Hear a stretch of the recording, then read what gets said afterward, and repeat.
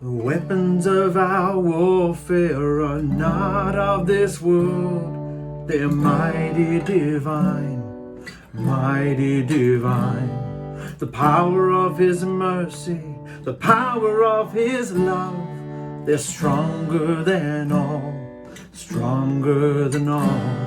As we gather in unity, praising His name, favor comes through as we walk on His word, not by power, not by might, but by my spirit, says Yahuah. Not by power, not by might, but by my spirit, says Yahuah. Not by power, not by might, but by my spirit, says Yahuah. Not by power, not by might, but by my spirit, says Yahuah.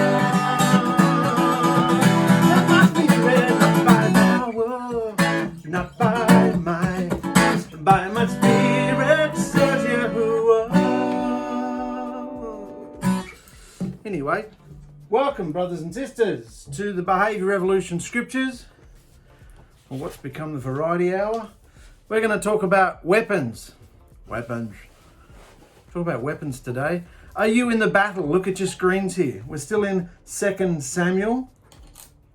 We're coming to chapter 10 today, and it's all about battle. David's going into battle. More battle. So let's get into it. We've got a little bit of writing to do today, and we're going to bring this really close to home and talk about the war. A spiritual war that we're all in. And are you participating in that war? Let's go.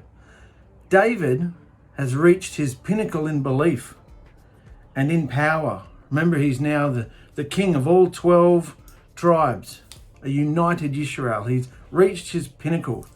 So he's reached his pinnacle in belief and in power. And sadly, like many people, once they reach their spiritual zenith, they succumb to their evil inclinations, temptations, and flawed character. So in this chapter, we start to see the early seeds of David's decline. The story is about the war with the Ammonites and the Syrians. And these two wars were likely the most serious, the fiercest, and the most extraordinarily dangerous wars that happened during David's 40 years on Israel's throne.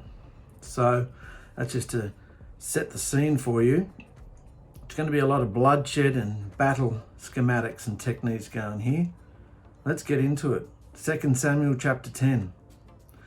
Sometime later, sometime after David's been the king of united Israel, sometime later, King Nachash of Ammon died, and his son Hanun became king. Remember this guy? Nachash was the fierce Israel hater in 1 Samuel 11, who gouged out all the right eyes of the Israelite men over in the Transjordan. Before Saul came to their rescue at the beginning of his rise to king. This was one of the big battles that proved Saul's kingship, that he could be king. He went and rescued these people that are getting their eyes gouged out by this fierce Israel-hating king, Nachash. Well, now he's just died, and his son has become king. And David said, Nachash was kind to me, so I will be kind to his son. So he sent some officials to the country of Ammon to comfort Hanun and tell him how sorry he was that his father had died. Seems like a nice gesture. David had a sincere sense of wanting to put aside long-held animosities between the two nations. He certainly didn't want to have to divide his army and fight on yet another front. So he decided to use the occasion of Nachash's death to stretch out a hand of friendship to the new king, Hanun, to state that it was time for both sides to bury the hatchet and end their long-running conflict. And attending a state funeral of the supreme leader is always a good time to do such a thing, because the nation and its leaders are often in a reflective mood and ready for a change. So that's David's intention. he wanted, and we'll talk about this later on, but he wanted to bury the hatchet, make peace. What does the scripture say about making peace with the pagan nations? Peace treaties. Do not make peace treaties with them. Wipe them out. So David's trying to make peace, and Hanun's not having it. And then Hanun's officials told him, do you really believe David is honouring your father by sending these people to comfort you? He probably sent them to spy on our city so he can destroy it. I mean, look at what he did to Moab. Remember what he did to Moab in our last episode? I think it's going to say it here.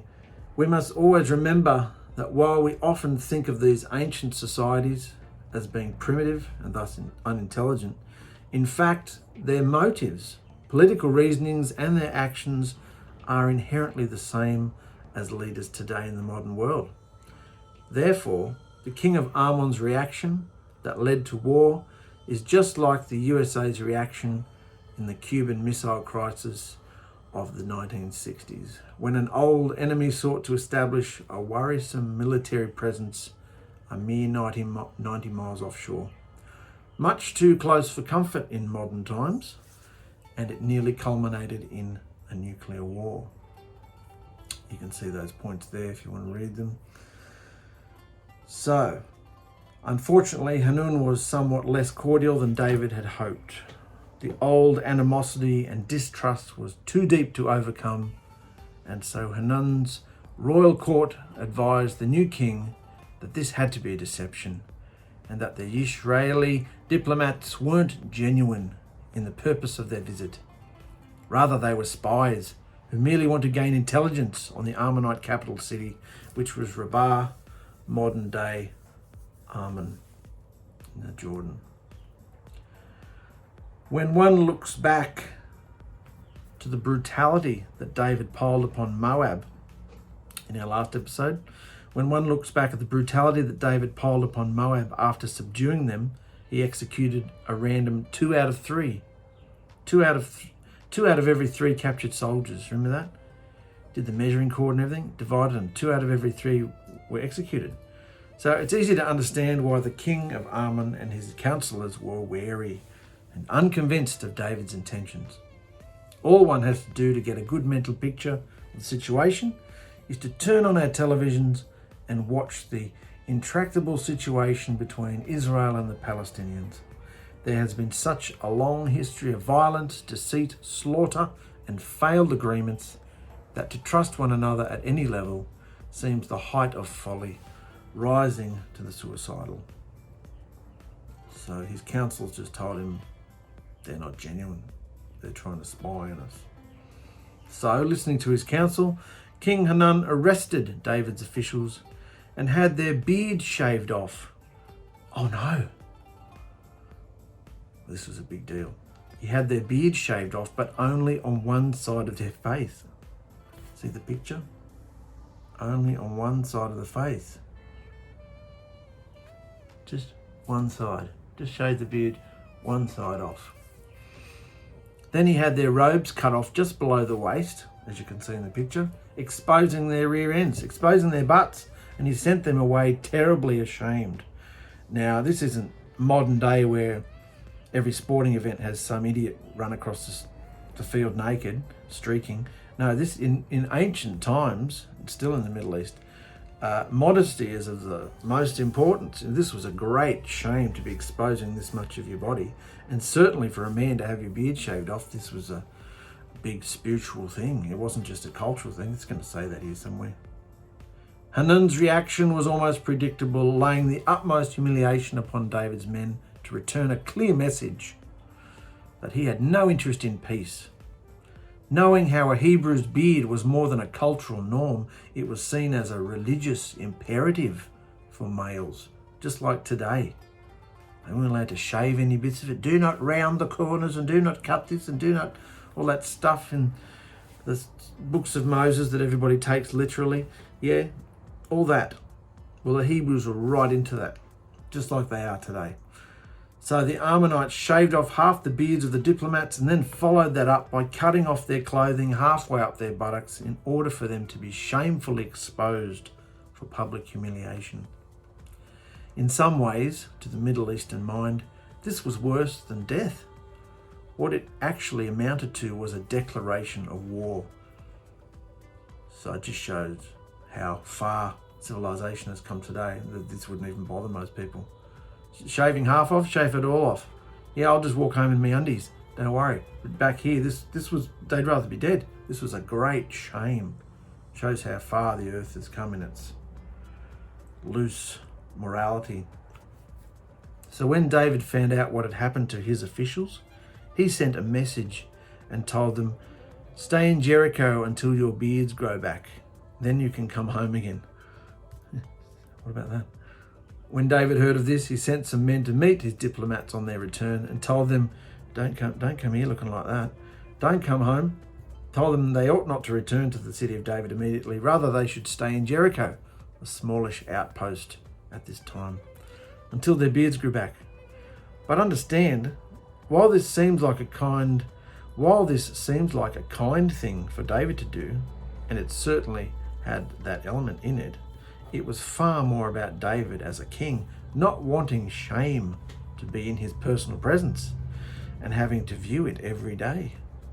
Looking even upon someone else's shame was seen as shame upon the person's eyes who saw it, especially if it were royal eyes. I wouldn't be looking at that kind of shame.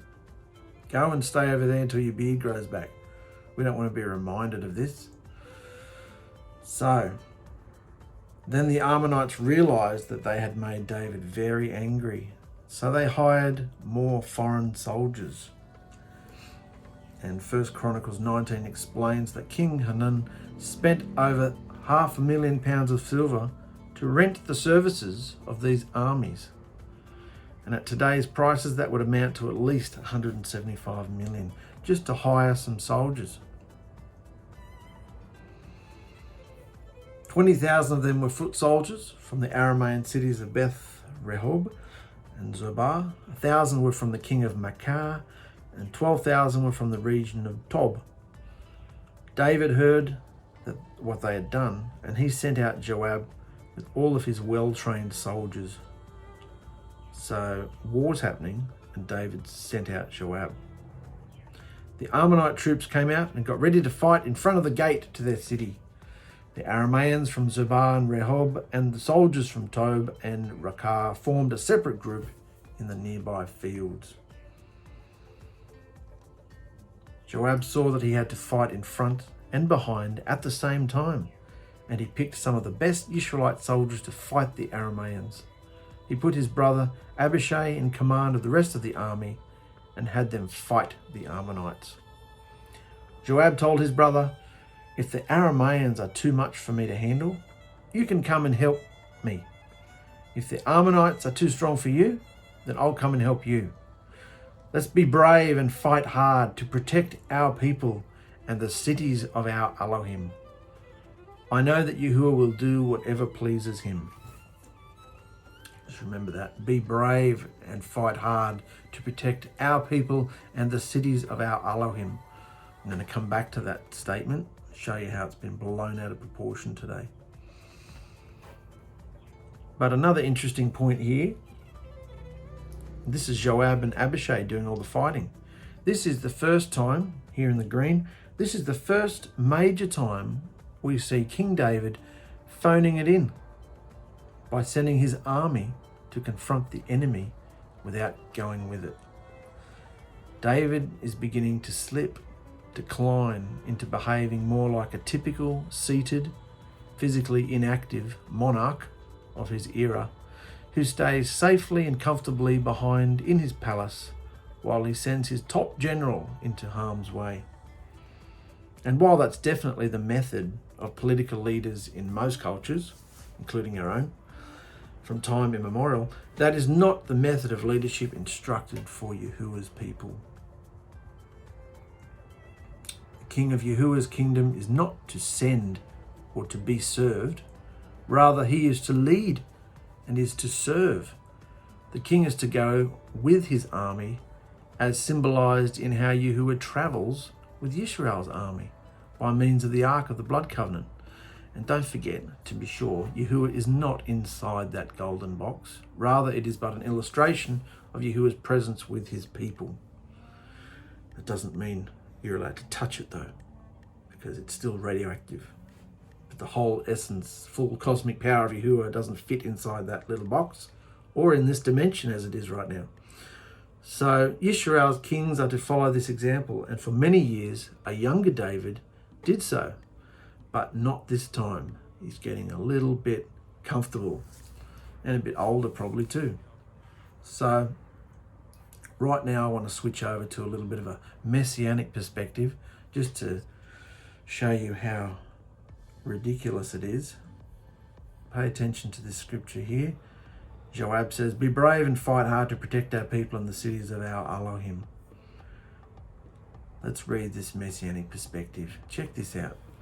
Before heading into battle, Joab encourages all the army by reminding them that what they fight for is nothing less than the towns and villages that form the kingdom of Yahuah on earth. This isn't about personal honor or about the hope for spoils of war. This is something that Israel today desperately needs to understand and take to heart, as the world and the current American administration relentlessly pressures Israel to negotiate away many of their towns and villages to Yahuah's sworn enemies, in exchange for nothing more than a promise of peace. I don't know what it will take for misguided believers to wake up and understand that we are committing the worst possible rebellion against the Creator, second only to a refusal to accept his mercy in favour of forgiveness of sins through Messiah. It is nearly unfathomable that even a major portion of Israel's political parties embrace the so-called two-state solution and are openly willing to give up about half of Jerusalem, including the Temple Mount, for a peace agreement with the Palestinians. The church and the Israelis need to understand that to resist the 90% of the world that wants Israel to abandon much of the promised land to pagans is to fight the good fight. So, to resist the 90% of giving up to the pagans is to fight the good fight, apparently. We are to protect the villages and towns of Israel with all of our might, not because the Jews who live there somehow merit it, but because this is the Creator's kingdom, and he has declared by means of the Abrahamic covenant that the Hebrew people are the only divinely authorized land tenants. What hogwash! Oh, this is what they're still saying. And when I read bits and find bits, I'll just keep bringing them up just to show you how insane people... Look at them, they're just using the scripture willy-nilly, bringing it into modern times. The land means nothing. Do what the hell you want with it. It's going to all be burnt up. Where the new city lands on this earth doesn't matter, because this earth won't exist. New earth. Behold, I do a new thing. Do I have to harp on it again? Obviously. So, that's what the Messianics are saying. Jews, Messianics, bit of Christian, bit of this, bit of that. They don't care. But that's not what we know, is it? It's not understanding the full prophetic revelation of what's going to happen. So, back to the scripture, back to sanity. Joab and his soldiers attacked the Arameans, and they ran away from them. When the Ammonite soldiers saw that the Arameans had run away, they ran from Abishai's soldiers and went back into their own city. Joab stopped fighting the Ammonites and returned to Jerusalem too. Then the Arameans realized that they had lost the battle, so they brought all their troops together again. Hadadezer sent messengers to call in the Arameans who were on the other side of the Euphrates River. Then Shobach, the commander of Hadadezer's army, led them to the town of Helam. David found out what the Arameans were doing, so he himself brought Israel's whole army together. So he stood up now and he's going to do it. He stood up. He himself brought Israel's whole army together. They crossed the Jordan River and went to Helam. where the Arameans were ready to meet them. The Arameans attacked, but then they ran from Yisrael. And David killed 700 chariot drivers and 40,000 cavalry. He also killed Shobach, their commander, and when the kings who had been under Hadadezer's rule saw that Yisrael had beaten them, they made peace with Yisrael and accepted David as their ruler. And the Arameans were afraid to help Ammon anymore.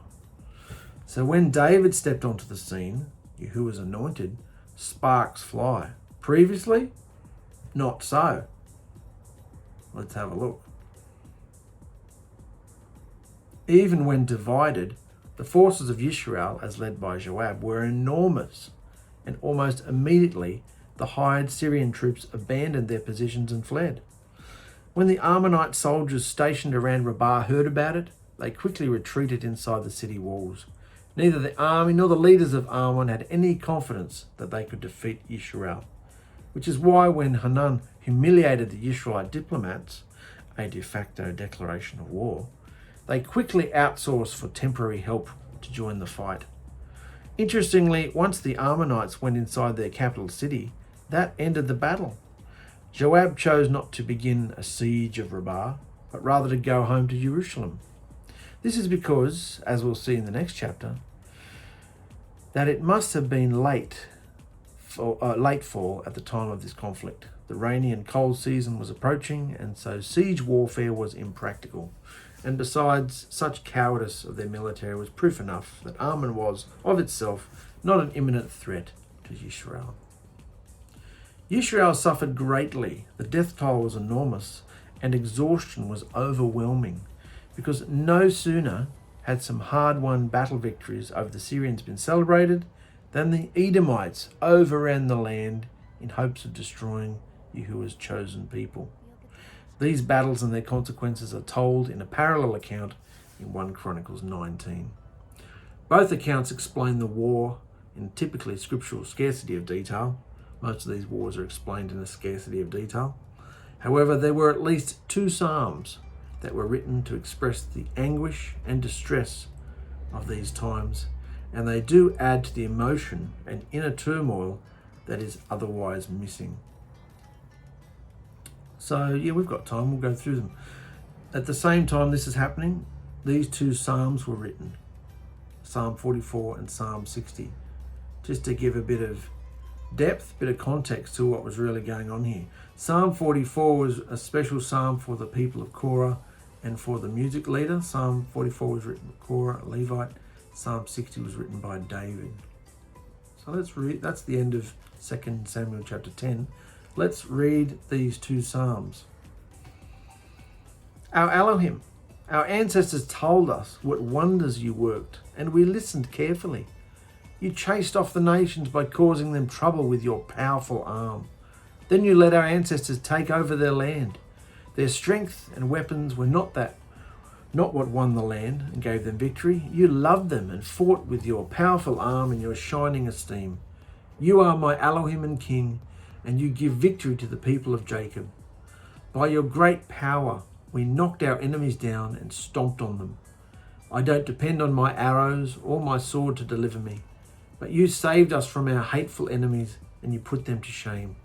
We boast about you, our Elohim, and we are always grateful.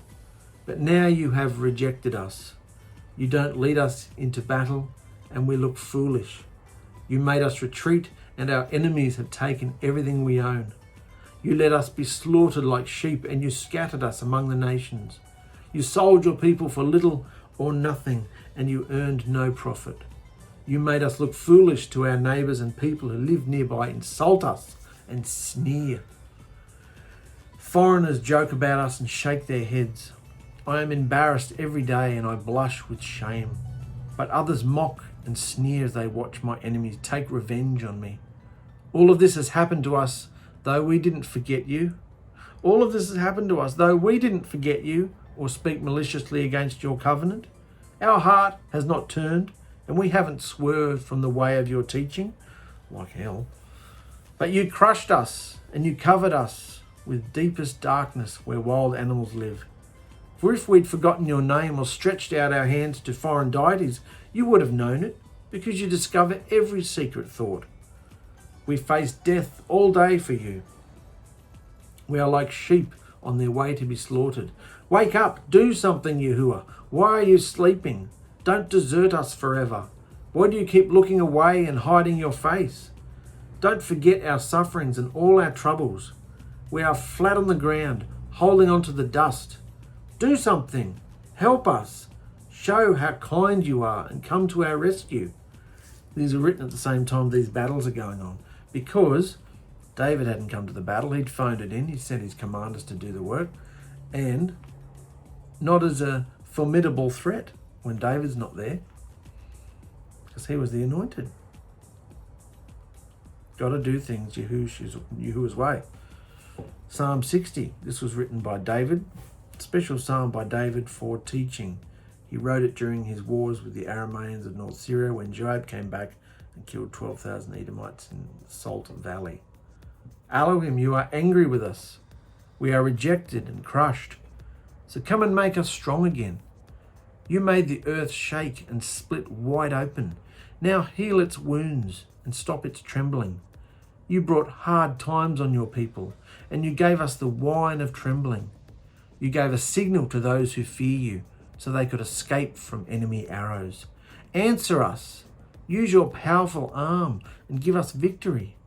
Then the people you love will be safe. Our Elohim, you solemnly promised, I would gladly divide up the city of Shechem and give away Succoth Valley piece by piece.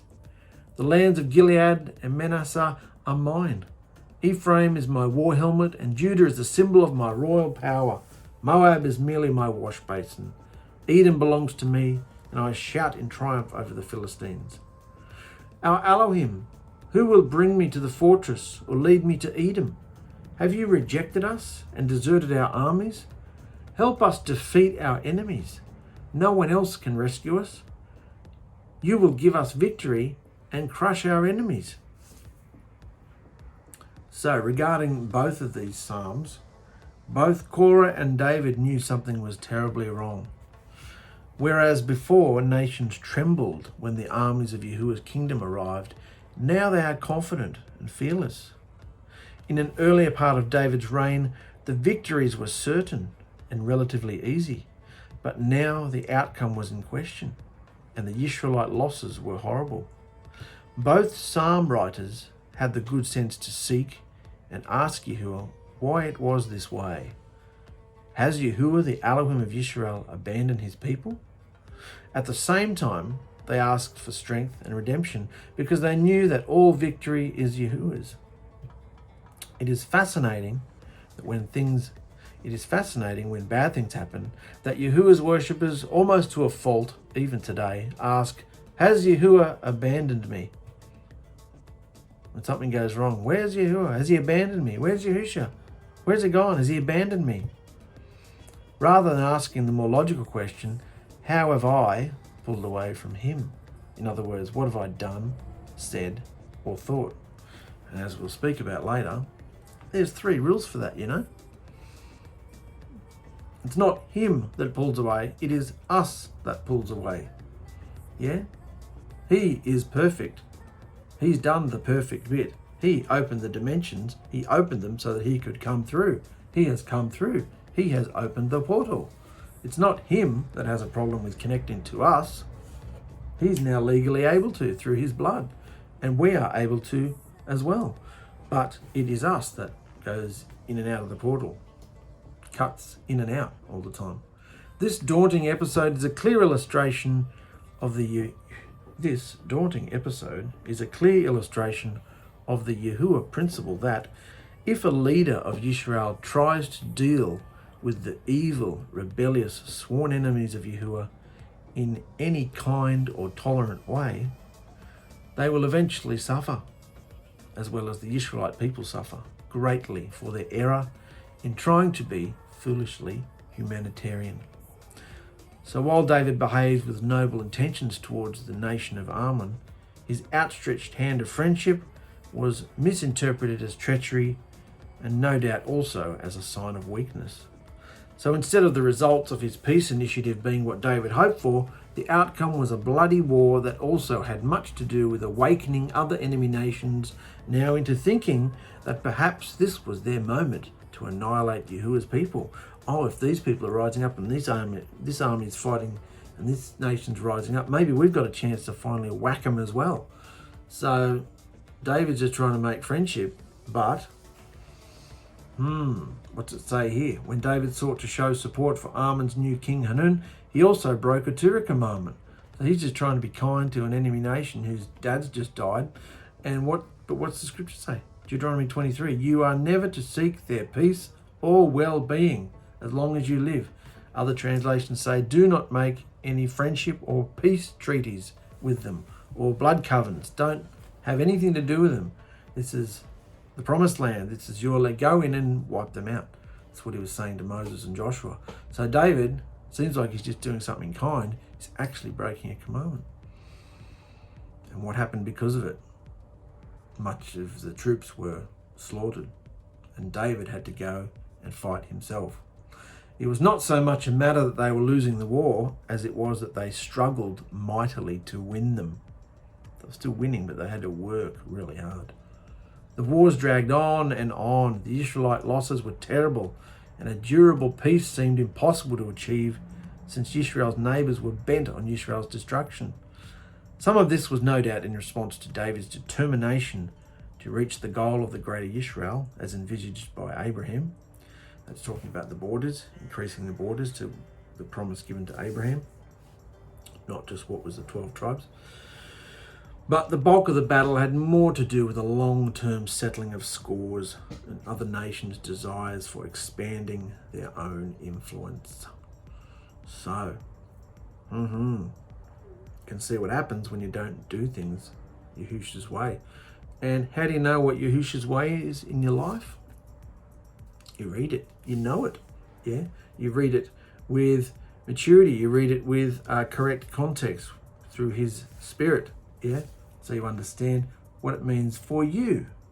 That's all you need to know, what the scripture means for you. Yeah? Let's talk about the battle. So let's look at this word battle. That's the word Yahusha's given me this week to look up, battle. And in the Hebrew understanding, the word battle means to yoke. In fact, there's a lot of words here, so let's look at them. To yoke, hitch, fasten, join, bind, fast, gird, harness, hold, keep, make ready, to order, prepare, a prison, put in bonds, set in array, to tie, to consume, devour, eat, overcome, prevail, war, warfare, to pound, to smite, disperse, thrust off or down, out or upon, inclusively reject, let alone permit or remit, etc. Stretch out, to suffer. Military equipment, i.e. arms, offensive or defensive, or an arsenal of armed men, or armour, weapons. To set in a row, arrange, put in order. Yeah? This is all the varying different levels of interpretation of battle in the Hebrew mind. And you can see, let the word speak to you. This is the inspired language. Let it speak to you in every aspect of your life. What battle is: overcoming, suffering, warfare, putting things in order in your life. Yeah. What you reject, what you permit. Yeah, there's more. The face as part of that, as the part that turns. To accept, against, anger, beseech, countenance or heaviness. Did you know that all these things have to do with the battle you're in? Your countenance or heaviness, your mood, your presence, employ, endure, inquire, favour, fear of, front, honourable, more than, mouth of, sight, state, straight, which, all those things there are talking about behaviour, really. A mass of persons organised for war, an army. A campaign, specifically hardship, worship, appointed time, a company, host, service, soldiers, waiting waiting upon war, hostile encounter, or a clamour, as in an acclamation of joy or a battle cry. Here we go. Especially clangour of trumpets, as an alarm, blowing of the trumpets, joy, jubilee, loud noise, rejoicing, shouting, praising, high, joyful sounding. So this is all the things that encompass the word battle. And you can see this in two different ways. You can see what's coming at us as far as a company, as far as a mass of beings organized for war, a campaign. That's what's coming at us. Hosts that are coming against us. But you can always also look at what battle means to our lives and how we can fight it.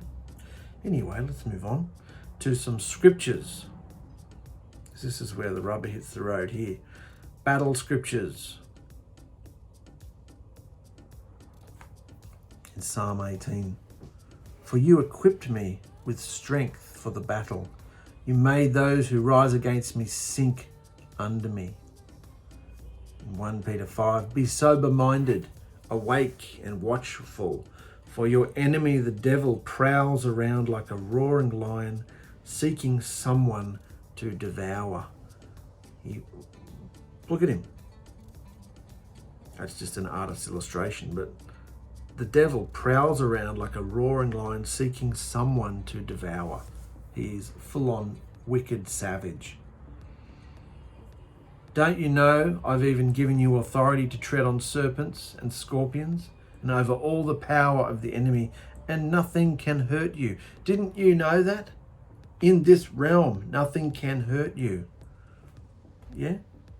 Doesn't mean go and walk out in front of a truck. I'm just saying, doesn't mean don't treat your body as the temple it should be treated as.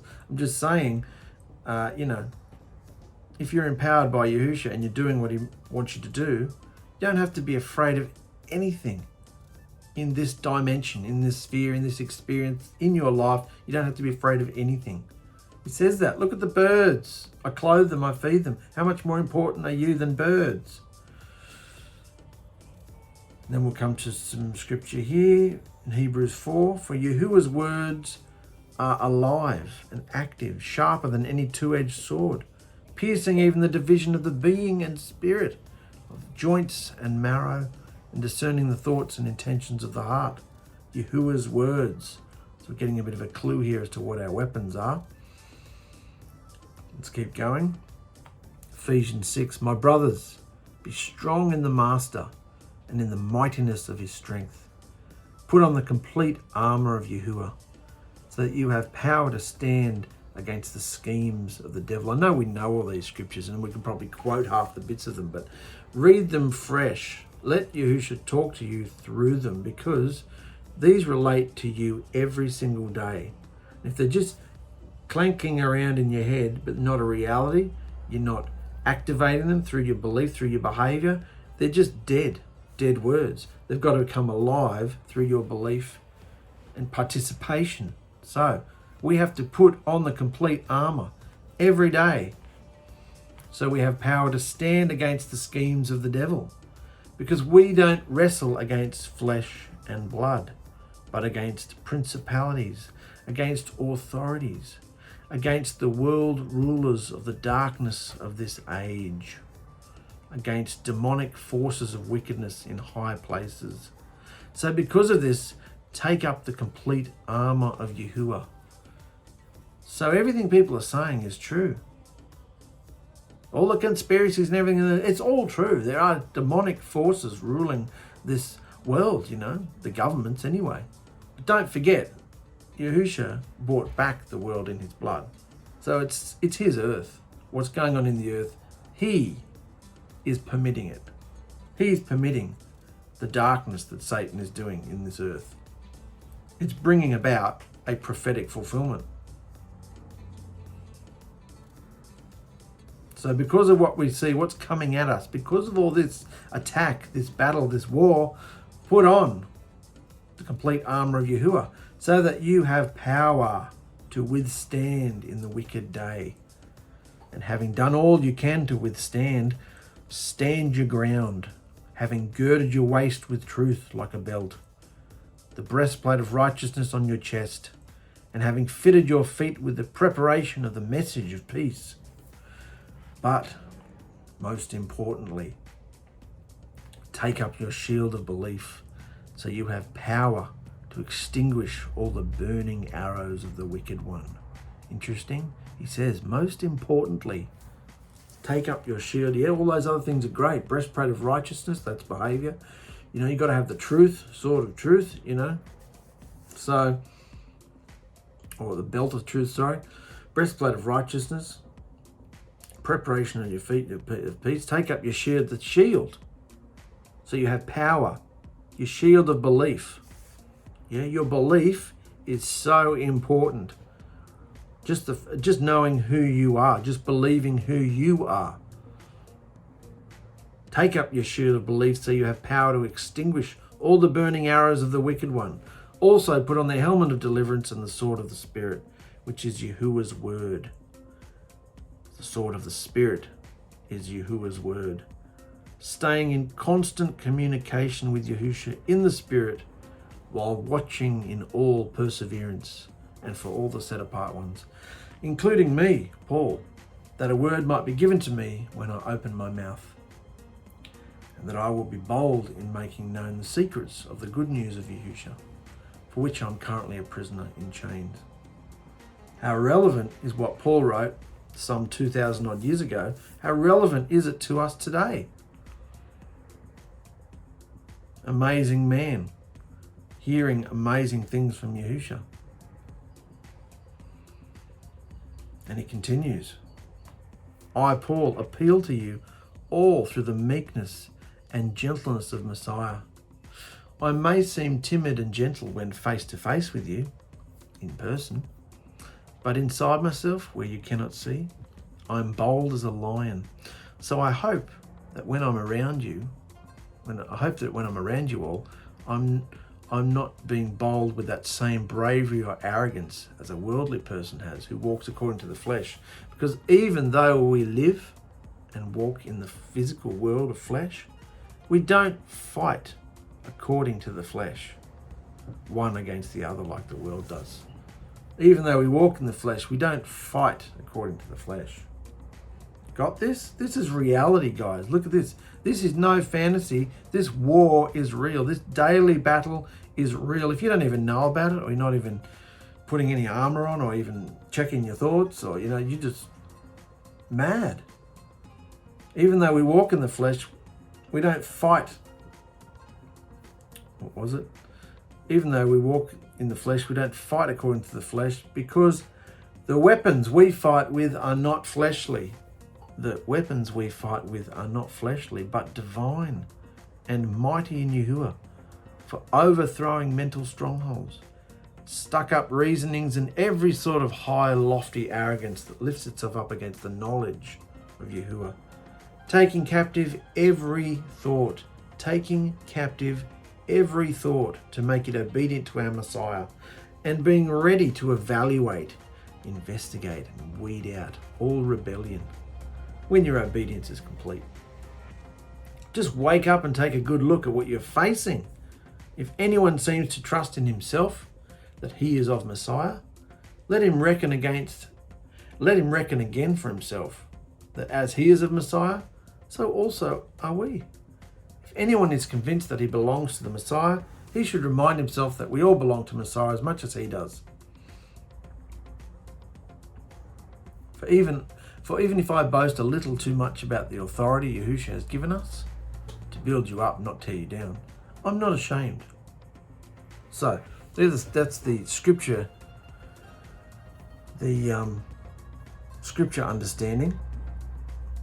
Got the inspired Hebrew of what a battle means. We've got scriptures about battle, about weapons, about armor, about what the war is, who we're fighting. Are we fighting the people, the children, the wife, the husband, the workers, the people we go out? Are we fighting people in the flesh, the natural? No, because if they don't have Yahushua's spirit in them, they're mad. And if they're not maturing in Yahushua's spirit, they're mad too. That's why we have 3 rules. Let's continue. There's so much in the Hebrew understanding of battle, isn't there? Immediately, we see flashbacks of old war movies and medieval warriors entering a great sea of violence, barbaric aggression and bloodshed. But is our day any different? Of course, we're looking in the spirit now. Do you face what forces are attacking you every day? Or is your self-esteem so low? Boo-hoo, nobody likes me, everybody hates me. Is your self-esteem so low that you think you're not even worth a demon attacking? Wrong, honey. The minute you came out of the water and switched sides, you were instantly on the enemy's radar. And unlike us, Satan's demonic forces are a united, vigilant, organized military troop whose sole purpose is to relentlessly torment and attack you. Not just you, but the whole body, the whole world actually, but he doesn't have to bother too much with the world. He already owns them. He's already got half of them with one foot in the grave. So that's the thing. Unlike the body in chaos, Satan, did you know this about his, every morning when you wake up, he has certain allotted troops to fly to you, to pester, torment you. Yeah? And your family. That's their sole purpose, to make your life a living hell. But because the body is just way too stupid to even know it's being attacked, it throws aside any instruction Yahushua gives her, then listens and believes the wicked voice in their heads and behaves aggressively. And we see that in our homes, we see that online, amongst the body, don't we? And we go, this is stupid. And the enemy is laughing. The enemy is laughing its filthy head off. That's right, your unbelief is a joke to the demons. Your unbelief and your behavior is a joke to the demons. They fly away laughing all day, every day, because they trick you all day, every day. Your unbelief is a joke to the demons, one they get to relive day after day after day as they poke and prod you over and over again, knowing you just think it's you or another person. You certainly don't believe it's a demon, do you? Because if you did, you'd enter the battle and fight. Yahushua gave us weapons, so why aren't we using them? Seriously, how long are we going to live in such ignorance? Singing songs and reading psalms about the battle is Yahuah's, then get up, forget everything we know, listen to demons, and have drama with someone. It's pathetic.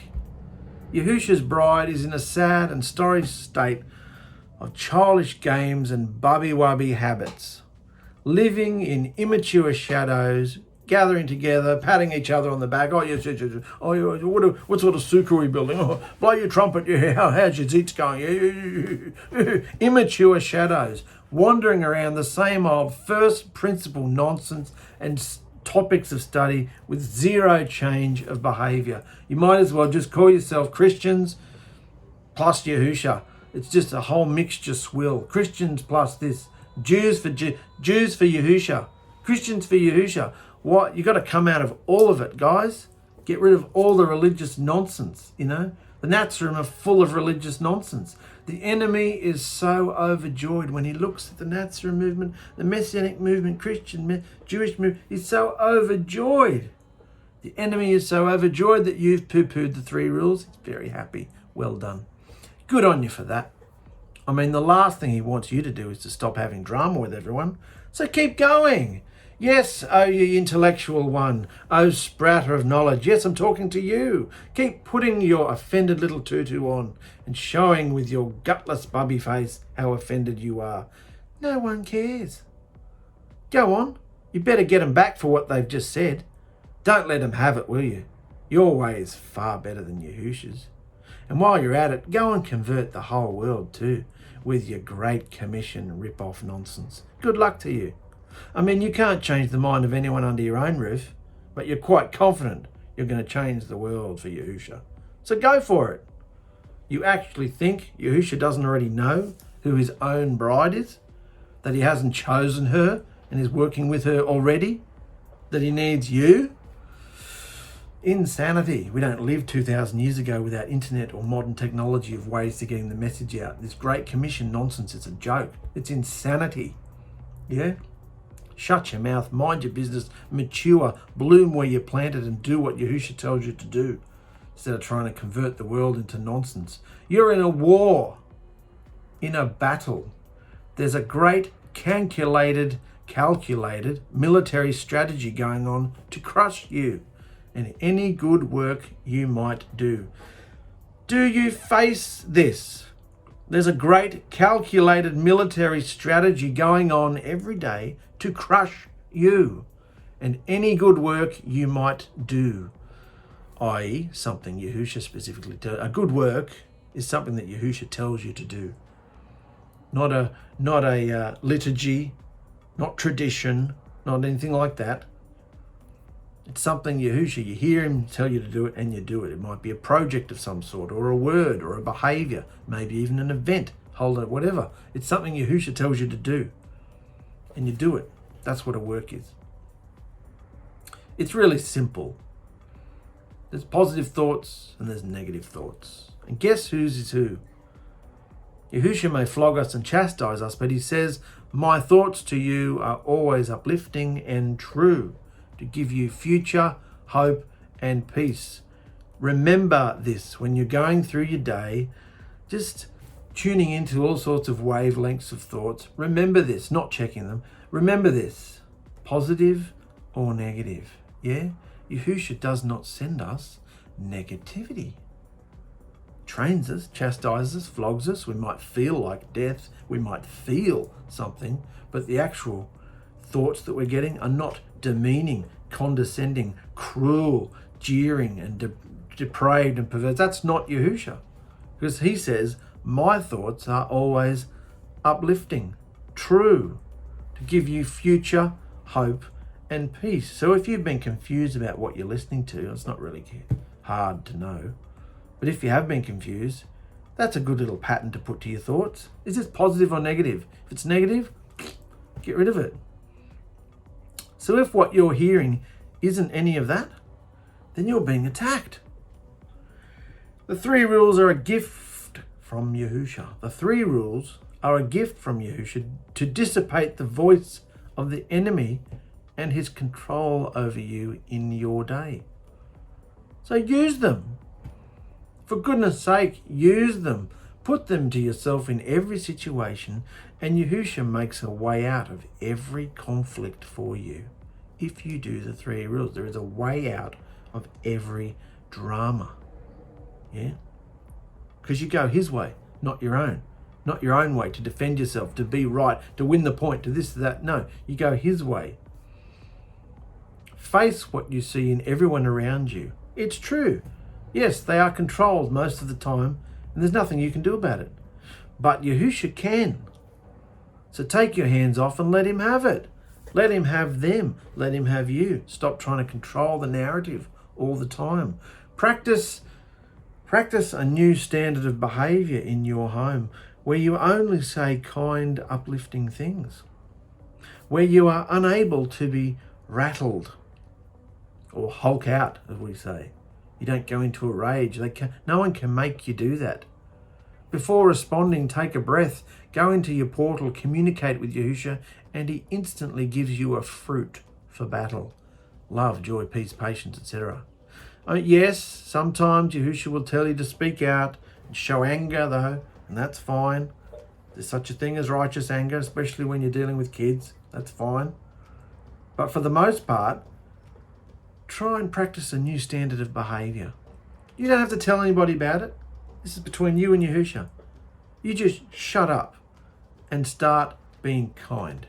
Yeah? Only say uplifting things. Indeed, the weapons we battle with, which are fruits of righteous behavior, forged from the 3 rules, because the 3 rules are a summary of Scripture. And what's the summary of Scripture? Love Yahuah, love your neighbor, which is a summary of the 10 words, which is a summary, it's Yahushua's mind, it's his heart.